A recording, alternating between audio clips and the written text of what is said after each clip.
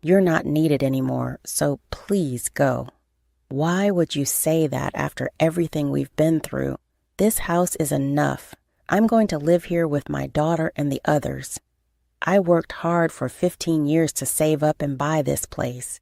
I chose a big condo so we could all live together because she wanted to move in. But then my husband stepped in. Why are you surprised? Your job here is done. Thanks for everything up to now. Are you serious? I looked straight at my husband, trying hard to stay calm despite my mixed feelings. Of course, if you don't want to leave, we can get a divorce. Do it quickly. Hearing this, I made up my mind. My husband is unemployed and doesn't understand what would happen if we divorced now. I realized he was a disappointment, and I wanted to leave as soon as possible. Understood. If that's how it is, I'll leave. Leave right now. Okay, I'd be so happy not to see your face again. They both gave me the ugliest smiles I had ever seen. There was no need to hold back against a husband and mother-in-law like this. I wanted them to feel the consequences immediately, so I sold the high-rise condo right away. My name is Sandra, and I turned 39 this year. I've been married to Robert for 4 years. We used to work at the same company, but we weren't that close then. 4 years ago, something changed. Huh? Sandra? Robert? Is that you? Long time no see. What are you doing here? Actually, I quit my job today. What? Why? I quit because it was finally time to chase a dream I've always had. You know, I've been drawing cartoons for a while, right? I finally made my debut. Seriously? That's amazing. Show me sometime. Back then, I didn't have any special feelings for him, but I was happy he praised me. Later, I found out that after quitting the company, Robert started his own business. The last time we saw each other was in our 20s, and at that time, things were going well for me at work. If you're okay with it, why don't we date? That's sudden, isn't it? I think we're really compatible. Robert's confession surprised me, but it didn't feel bad. I was about to turn 35 and thinking about marriage too. I'm at the age where I want to get married. Then let's get married. What? Really? I was overwhelmed by how quickly things were moving. Is that a no? Ah, thank you. Yes. Before I knew it, I had accepted his proposal. I went ahead with it on impulse, and though I was full of anxieties, they proved to be unfounded. You've worked hard here. Want some coffee? Thanks. Another all-nighter? Yeah, the deadline is close. Don't push yourself too hard. Both my marriage and job were going well. In fact, things were so good that I wondered if it was okay for them to be this perfect. Robert understood my work and even took care of household chores when I was busy. There was just one thing that bothered me. By the way, how's work lately? Huh? Oh, it's fine. I had some free time recently. Why? You've been coming home early and doing all the housework. I'm just doing it because I like to. Don't worry about it. Okay. We used to talk about work a lot, but for the last few weeks, he hadn't mentioned anything about his job. I believed him when he said everything was okay and didn't ask more questions. Looking back, that might have been a mistake. Before I knew it, nearly 4 years had passed. My job was going well, and there was even talk of turning my work into comics and animations. Then I started wanting to have our own home. I've been thinking about getting our own place. What do you think? A house? That sounds great. Oh, but is something wrong? Robert looked down with a regretful expression. I prepared myself, sensing something unpleasant was coming. I know this is sudden, but is there any way my mom could live with us? What? Your mother? She's alone now, and I'm a bit worried about her. Since losing my father-in-law 2 years ago, My mother-in-law seemed to have lost her spirit. It felt like there was a big hole in her heart. I was indeed worried about leaving her alone from now on.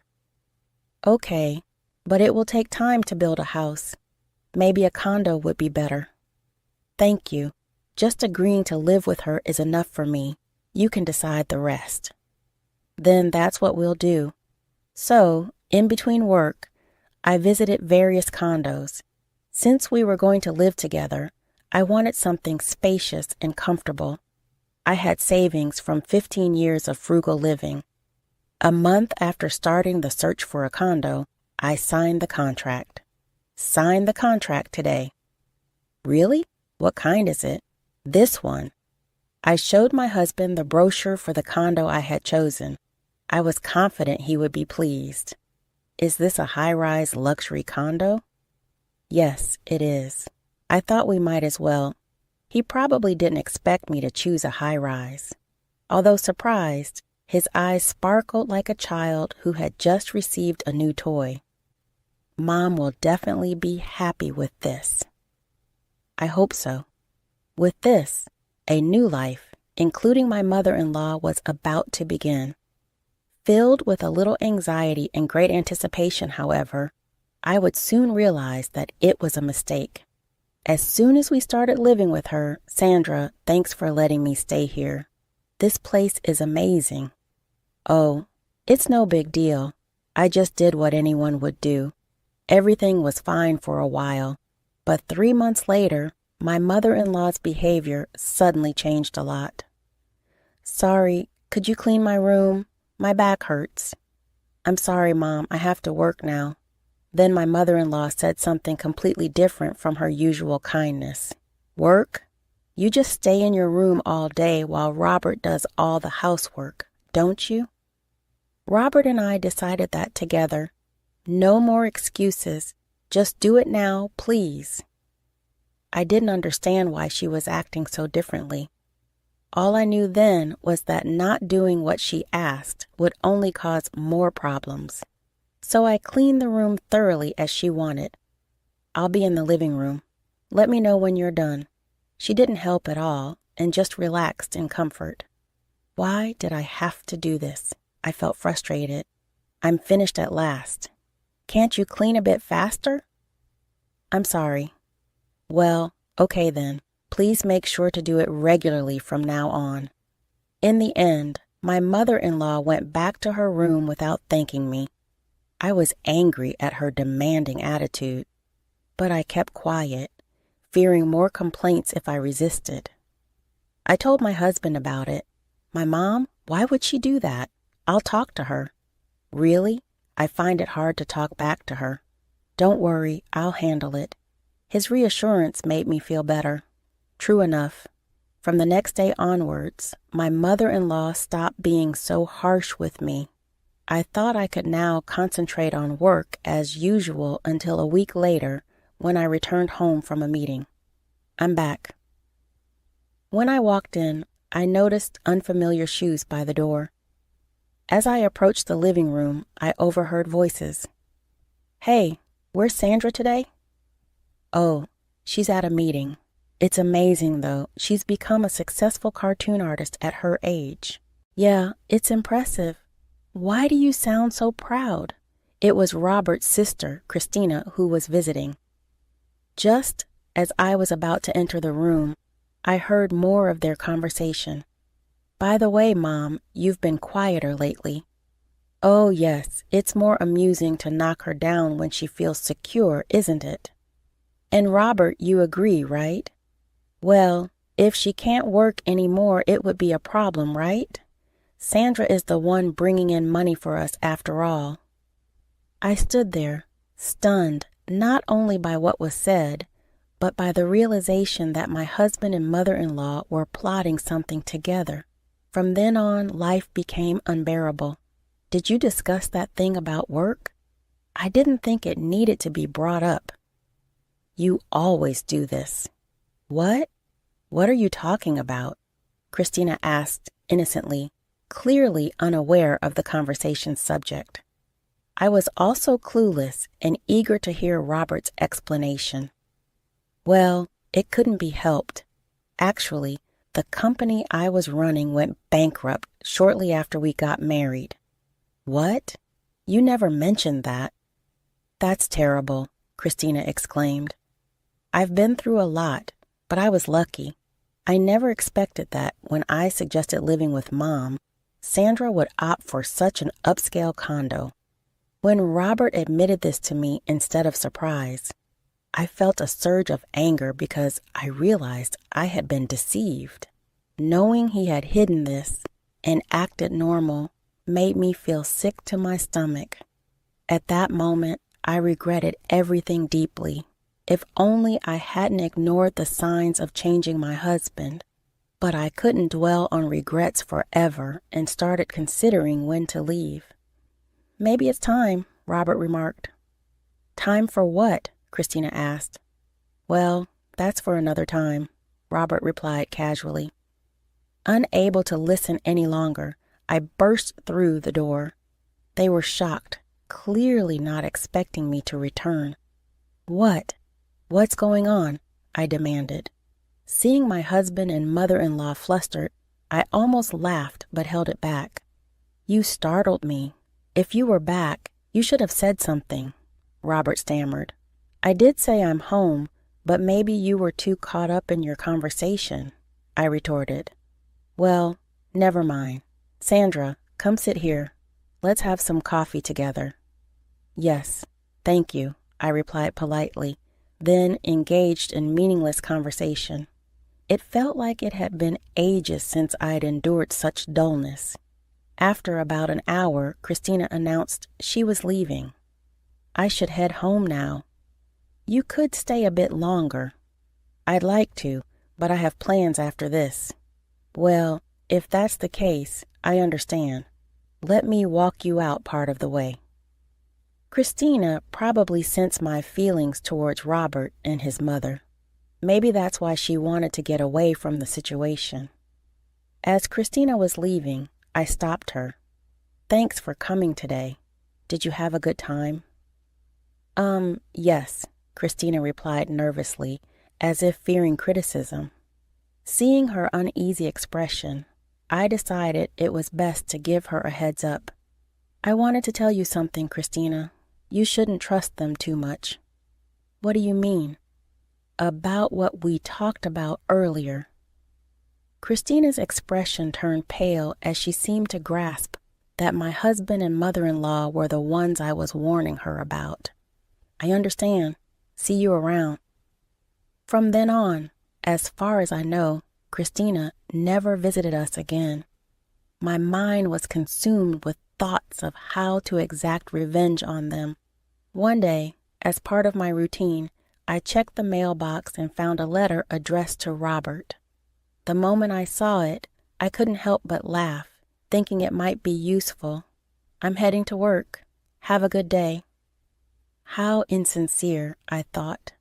Curious about where he was really going, I decided to follow him. I observed as he idled in a park for a while before heading to a casino. I took photos to have evidence for later use. He was unemployed and yet engaged in activities like this. Who made this awful meal?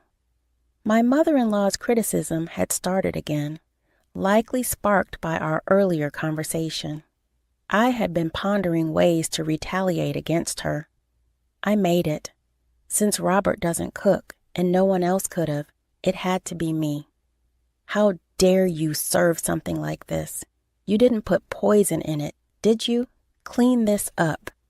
Her words were harsh, almost refreshing. I was angry, but that wasn't my main concern. Unable to come up with a plan on my own, I decided to call my mother. I was nervous about her reaction, but getting back at my husband and mother-in-law was more important. Hello, Mom. You sound upset. What's wrong? Actually, I proceeded to tell my mother everything that had been happening.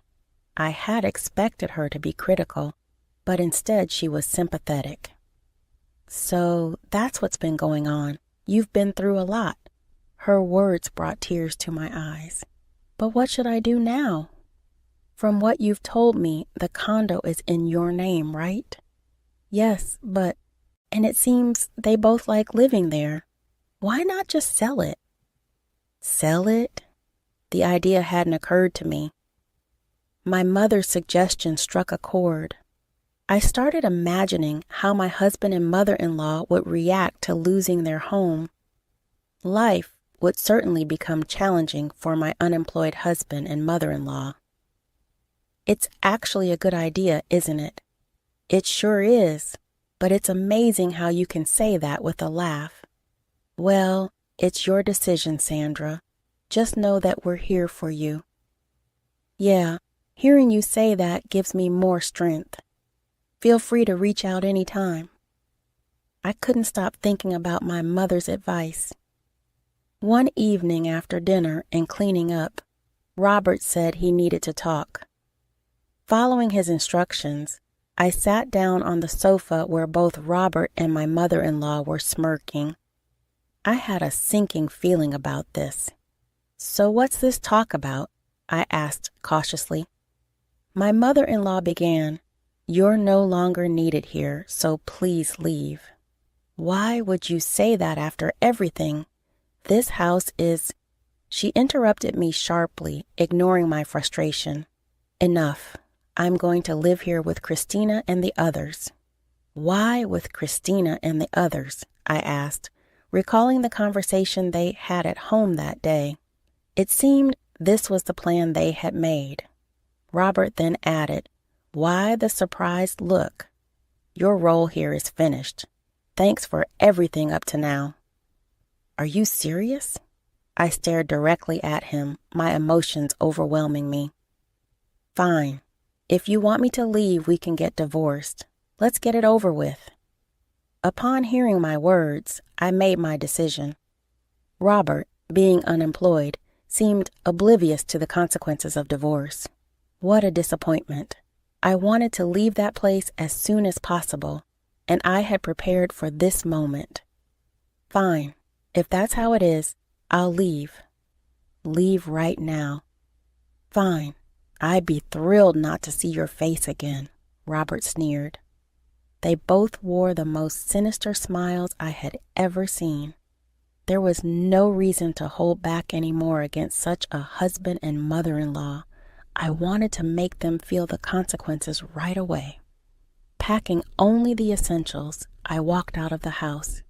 They watched me leave, but I felt no sadness or regret. Since we're getting divorced anyway, you handle the divorce papers. I'm not worried about this condo. You can take care of it, I said calmly. Without waiting for a response, I walked away without looking back. They could say whatever they wanted.